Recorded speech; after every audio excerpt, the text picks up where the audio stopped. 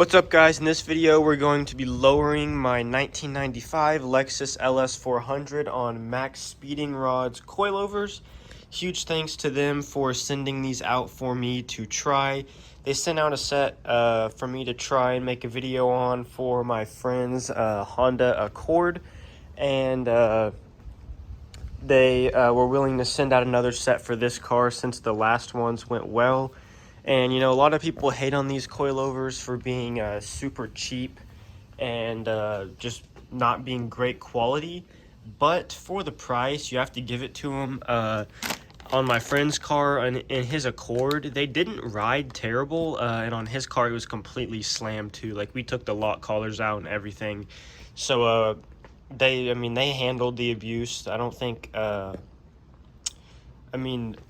they ever blew. When we did get them, they did have a little bit of oil on them, but Maxpeedingrods took care of it and sent us some new shocks to replace them with, so their customer service is good too. And these are actually for the UCF 10, which is the generation before mine, because mine's a 1995, but they actually do still fit. The coilovers are the same for all of the generations of LS400s, except basically it's like it'll be lower in the rear as you go up. So these are designed for UCF 10, which is the first generation, but then mine's a UCF 20. I'm not an LS400 expert, but this is just kind of what I gathered from the forums and stuff online. And it's basically just shorter, or the strut in the rear is longer on these. So pretty much I think what that means is that it'll just go lower with these than it would if these were to be put on a UCF 10. And then it would go even lower if they were put on a UCF 30, if that makes sense. That's pretty much what I've gathered from it.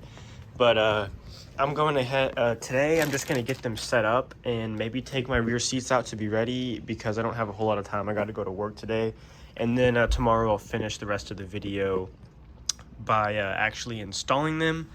But you can see, for the price, I'm not going to say that these are near as good as like the other brands that you could track race, or more like performance brands, I guess you could say. But for the price, it is pretty crazy what you get. You get adjustable dampening, which on my friend's Honda, we were actually able to notice a difference. So it does work, and it does make quite a notable difference. And then you also have spring preload adjustment and the height adjustment. So I'm going to get these set up how I want today, because I've got some advice from other people who had these coilovers, and they actually shipped them out with the 10K springs in the rear and 9K in the front. So people recommend that you switch the springs, just because I guess Maxpeedingrods, they're just not in there how most people prefer them from the factory. So I'm going to go ahead and switch the 10K springs to the front. And then also, a lot of people say that the rear doesn't go very low, so I may try switching these these parts here. I may just try switching them from the front to the rear, so it'll go lower in the rear, because the front will already go pretty low, and I also don't want to go extremely low in the front. I'll probably just want to tuck tire a little bit, because there is a wiring harness up above here. And when you lower LS400s, you need to tuck the wiring harness, or this will eventually rub through the plastic and rub through the wiring harness, and that'll only cause you issues. So I think I'm going to lower it and have it at max stiffness. So I'm going to have the dampening maxed out on all four of them, and I'm also going to max out the preload on all four of them to make them as stiff as possible, just because that's how I want it to be for being lowered. And you can also see, I'm not familiar with this type of suspension, because I've only worked on my Focus and my friend's Honda, but this upper control arm, I believe, it'll bang up on top of the strut tower here, and it'll hit that metal and just like bang and hit that and dent it. So a lot of people end up cutting out the spot up here for this to go through, but I don't really want to go that low to where I have to deal with all that. So I'm probably just going to leave the fronts wherever. I don't really know. I'll probably switch the bottom tube here and then max them out on the front and rear and see where that puts me. But I'm going to go ahead and get them set up, and I'll show you how to switch the springs because everybody recommends doing that. And then we'll get into the installation. So here they are. The shorter ones there are the fronts, and then these are the rears. And I've also heard that you can just cut these things here, and that'll also allow them to go lower. So I'm gonna max. So first what I'm gonna do is these just unscrew off the bottom, and so do the lock collars here. And then I'm gonna take the springs off, switch the springs so that the 10K or the 10Ks are in the front and the 9Ks are in the rear. And then after that's done, I'm gonna max the preload out on all of them, and then we'll see where that sets us for the height adjustment and all that. If there's still plenty of room to go lower in the rear, then I'll probably just leave these, and if not, I may try cutting them to allow me to have a little bit more adjustment, because I want to go pretty low in the rear, but I also want it to be like the car to be even with the horizon, but just not too low in the front. So I'm going to go ahead and unscrew these and switch the springs, and then we'll see where I'll need to go from there. So here I have them taken apart. This is the front, and here is the 9K spring. I'm just moving this over to the rear, which has that 10K spring, which I'm gonna put in here, and then just put as much preload on them as I can, because I want it to be as stiff as possible, because I don't want to be scraping and also rubbing the wiring harness up in the front. So I also already have all the dampening adjustment knobs here, turned all the way to the right, which is the stiffest ride on all of them, and I'm just going to go ahead and finish these all up, and then we'll get started on the installation. So I got the springs switched. You can see the longer, stiffer ones are in the front too, and then the shorter 9Ks are in the rear. And then I have the height on the rear maxed out, because I'm pretty sure I'm going to want those to be as low as possible, and then the front still has some space left. And I'll just wait until I put them in the car to adjust them more. The preload's maxed out on the rear, and it's getting really hard to turn this now, so I've pretty much maxed this out as much as I can, just holding them on the ground. But once they're in the car, I might try to stiffen up the preload a little bit more if it's easier when they're bolted in. But then other than that, I think they're ready to go, so we are ready to move on to the installation. Okay, so it is the next day, and I'm ready to get started on the installation. I'm going to go ahead and get it jacked up and put on jack stands all the way around and get the wheels off. And then I'm probably going to start in the rear, because we have to remove the rear seats back here, which isn't too difficult, just a little annoying. But I guess I'll show you how to do that when it comes to it. But this bottom cushion here, all you do is just yank up on it and pull it out, because it's just in there with some clips. And then there should be a bolt down here, down here, down there, down there. And then there's a bolt there. And then behind these two headrests, there's also bolts under there. And then we should be able to just pull that back part up under there and get to the top of the coilover. But I'm going to go ahead and get the car jacked up and on jack stand so we can get the wheels off. And then I also this morning went and got some PB blasters. So once all the wheels are off, I'm going to spray all of the bolts so that can get penetrating and soaking in there, because actually I don't think it came with a little nozzle thing, but either way, because this car is old and they're probably rusty, so I'm going to let those get soaking while I remove the rear seats and all that. So all the bolts are soaking in PB Blaster all the way around, so I'm going to go ahead and start removing these rear seats. These here, you just grab underneath, and I probably have to do it with two hands, but you just rip them out basically, and they'll come out of the clips. And then, let's see how I take this headrest out. That's nasty behind there. I'm gonna have to clean that. And then right back there, you can see there's the last bolt there. And then the seats will come out. You can leave the seat belts in and then just kind of throw this forward, and that gives you plenty of room to get in there. So I got that the bottom layer of the seat out. You can see it's kind of nasty under there, but you don't have to remove the seat belts. You just move this bolt here, that bolt there, and then just do the same on the other side. And then up at the top, there's one behind that flap, and then in the middle there's one there. And then after you get all those out, this should fall forward, and you can just like let it hang on the seat belts, and we'll see if there's enough room to get those bolts up in there. So once you have the front seats laid forward like this, there's this little like black sound barrier thing. Just pull that back, and then you can access the top of the coilover right here. And this little metal part you see is actually like a little sound barrier thing. So you have to take the bolts off on top first, and then underneath this there's going to be 3 more bolts, and that's what's actually going to lower down the coilover. So I'm going to go ahead and take off those these top pieces here, and then that'll get us to the actual bolt on the top of the strut. So I got those little covers removed. I just used this ratchet here. Then I shoved a towel up on underneath this thing to hold it up so I have enough room to work here. And you can see me, I kind of broke it, but I don't really care. And then I left the seatbelts in. I'm just sitting on top of the seats here. And then to get these off, these are pretty tight, so I'm just using my breaker bar in here to get them loose. And I'm probably gonna take these out first, and then once these are out, I'll probably just go down to the 1 bolt down there and try to get it out, or just leave these, like loosen them, but just kind of leave them at the top here so this doesn't fall down. And then hopefully I should be able to get the ones out on the bottom. I've soaked them in PB Blaster twice. So I'm gonna go ahead and try to loosen these up and then move on to the bolt at the bottom of the strut. So to show you what I'm doing right now, you can see it's jacked up, and that's because the sway bar and end link here were in the way of this bolt, and this sway bar bolt was way too rusty to get off. I could not get it to come off. So I just jacked it up to where this was out of the way, because that bolt kind of moved up and this bent down.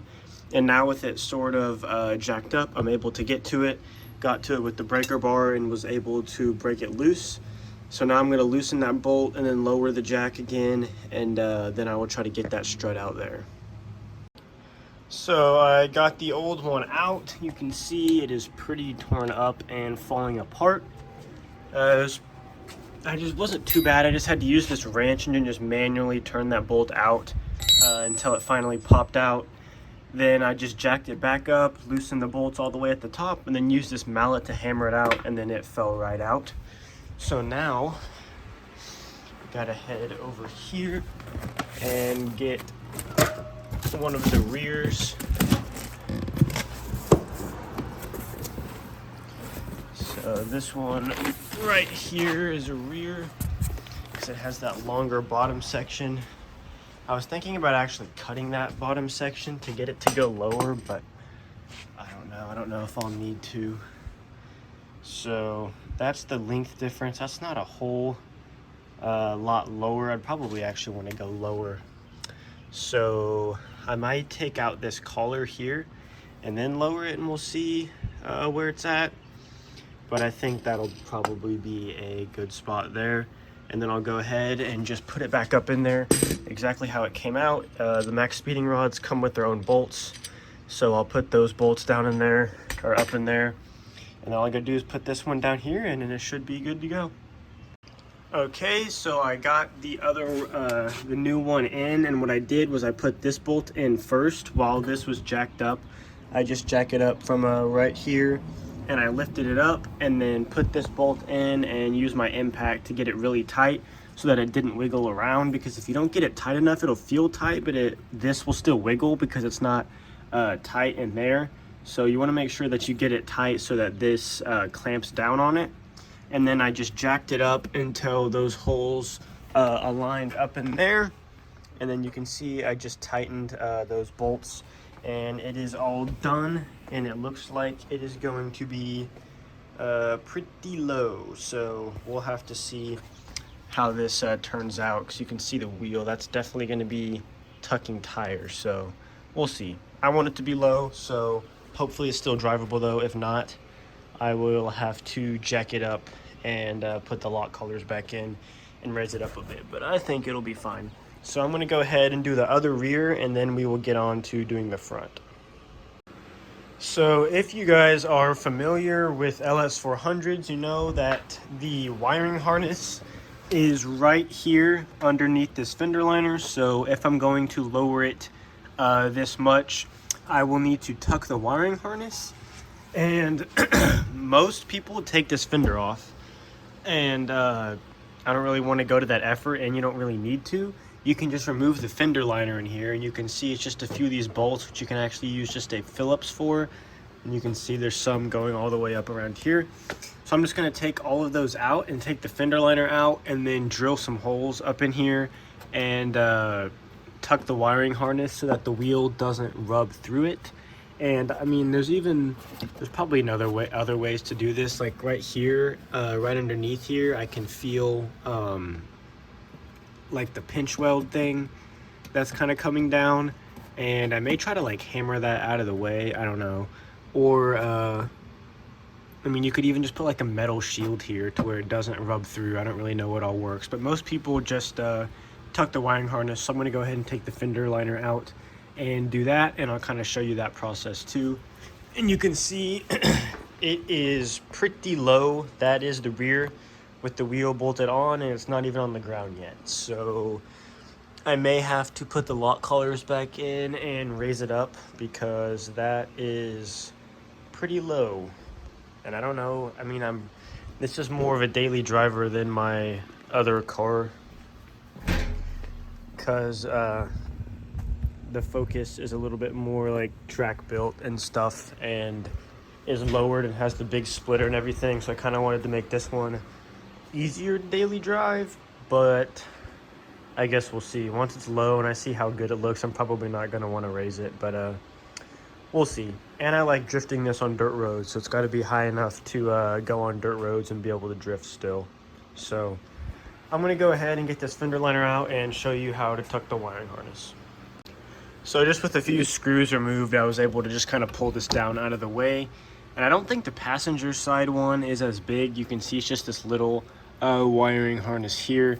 So I'm just going to pull this out of the way and then drill some holes in this metal and then zip tie it above the metal so that it doesn't rub on that. And I also might try to hammer this pinch weld up a little bit so that the wheel doesn't rub on it. And then after that, I'll just screw the fender liner back in.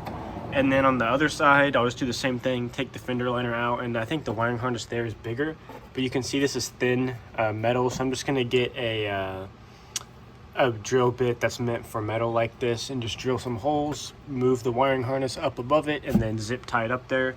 And then I won't have to worry about that ever rubbing through.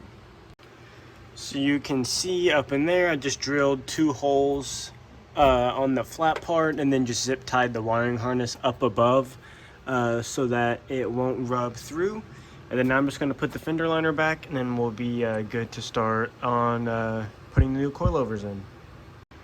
So the fronts should be easier than the rears if we can get it out over this little wishbone here. I've heard some people take this out. I'm not going to do that until I know I need to, but I'm just going to loosen that bolt there and get it out. And then all you got to do is take off these 3 on the top, and it should just come out, and then you just got to wiggle it out. And then the other one should be easier to put in since it's smaller. And then once I get the new one in there, I'm going to try to tighten the preload a little bit more, because I'm going to need this to be pretty stiff if it's going to be that low. So I got that bolt out down there. That one was really tough to get out. I soaked it in PB Blaster 3 times. This stuff is really working great for this. Like, you can visually see it cleaning it. And then I used a breaker bar on the rear. I used a breaker bar on the bolt, but this one I used the breaker bar on the nut, and then held the bolt with this socket, or this ratchet here with the socket in it. And then it finally broke loose, and it came out super easy, so you can see it's loose there. So now I'm just gonna use my impact to take off those nuts up there, and then it should just fall down. And then I just kind of have to figure out how to shimmy it out of here. So I could not get this out, so I had to remove this upper arm here, which was really hard to do. You have to take off this like castle nut here, and then also have to pull out the cotter pin that was in there. And then this spot right here, you have to hit like that really hard several times, and then it'll eventually pop out. And then for some reason this these threads right here just actually I don't want to do that because I don't want to put too much stress on that brake line, but these threads just spun. I don't know why. No one else in any of the other coilover videos, theirs didn't spin, their nut just came off.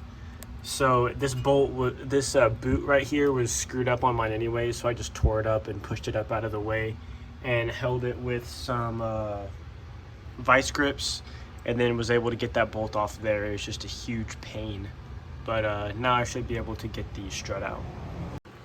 So I got the new one put in, just the reverse of taking it out. For this one, I just put it up in there while this was still unattached, and then I reached into the top and threaded in all those bolts and tightened them up, and then I just jacked it up from the bottom here until this bolt aligned there, and then once that aligned, I just threaded it through, put the nut on, and used my impact to get that all tightened down. And it's all tight now, and it wouldn't really want to tighten the preload anymore, so I just left it at what it's at. So hopefully it's stiff enough, and then I put this back in and put the pin back in. So this one's ready to get the wheel put back on, and then I just got to do the other front over there, and then we'll be all good and ready to go to lower it. All right, so the rear and the fronts are on. I hope that those go up quite a bit more whenever I lower it down. Otherwise, it'll need quite a bit of adjusting. But I'm gonna go ahead and clean up this mess, get it off the jack stands and out into the daylight so we can look at it with all 4 coilovers on and see if it needs any adjusting. So here it is on the ground. You can see it is pretty low in the rear. It is actually a little bit too low to drive because my exhaust is like a millimeter from the ground. So we'll have to see how that goes. But I'm definitely going to raise up the rear. I took out the lock collars in the rear, and I don't think I needed to do that unless this was a UCF 10 because the shocks on these are longer anyways. So what I'm probably going to do is just put the lock collars back in and then see where that puts it, and then if that's still too low, I guess I'll just raise it up a little bit since I have the adjustment. But I can't adjust it right now because I took the lock collars out because I thought it would not go that low in the rear.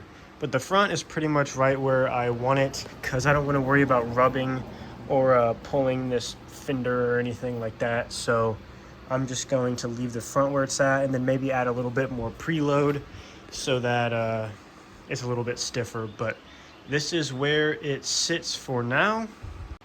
I'm going to go drive it around and see how it drives, and also I'll need to let them settle for a little bit, and they'll probably get even lower after they settle overnight. But I guess I will throw in the lock collars in the rear, not in this video though. I'm just going to leave it, and then once I get it all dialed in, I'll make a review video on these to review how they ride and see what kind of quality they are, because they did send them to me to do a review and installation on, and for the price I can already tell that they are, I would say they're definitely worth the price because they can get you like extremely low, and you have preload and height adjustment and dampening adjustment. So I mean, if you're just planning on daily driving your car, I'm sure they're more than fine. But I'm going to leave them on, test drive them for a while, and then I'll make a whole review video once I get the whole setup dialed in. But that is pretty much it for this video. Please leave a like and subscribe, and follow me on Instagram at NickJournap, and I will see you in the next video.